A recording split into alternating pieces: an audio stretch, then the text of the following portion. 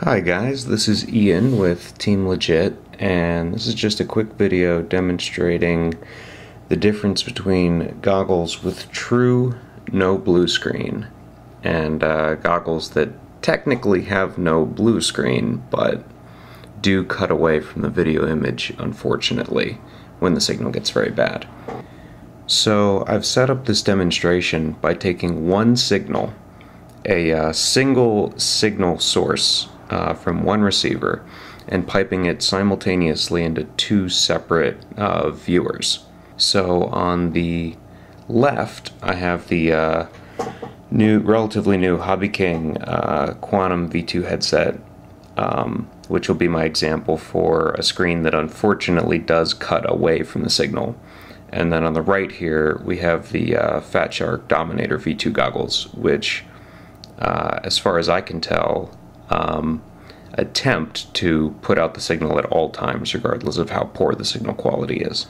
Now, this is not a test of the image quality of the two different screens between the Hobby King screen and the Fat Shark screens, mainly because I'm using two different types of camera to record the image from each of them, and both of these images are coming through weird lens setups that are not easy to record.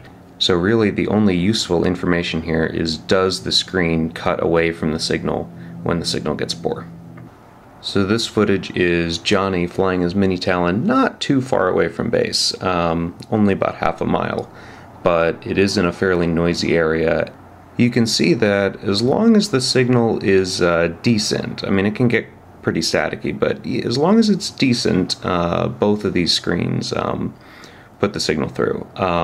When it gets really bad, the quantums give up, and it takes a few seconds for them to snap back in to the signal. Whereas the Dominators, regardless of how bad the signal gets, the moment the signal regains strength, the screen displays the signal pretty faithfully.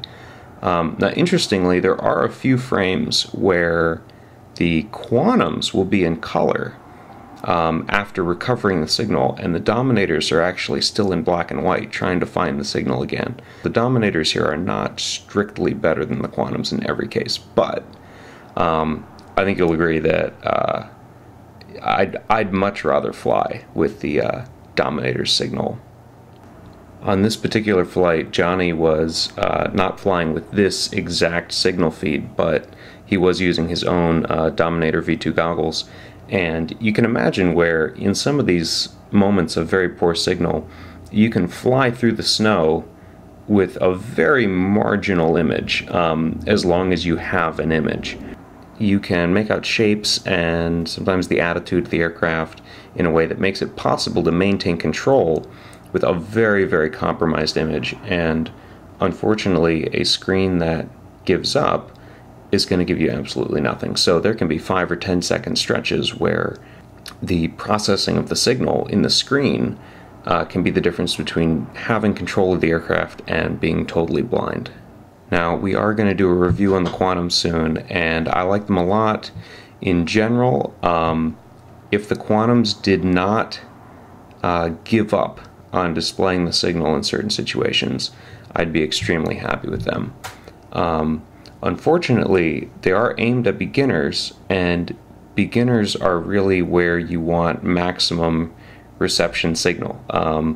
You know, a veteran can deal with dropped video, but when you're just starting out, you have low confidence.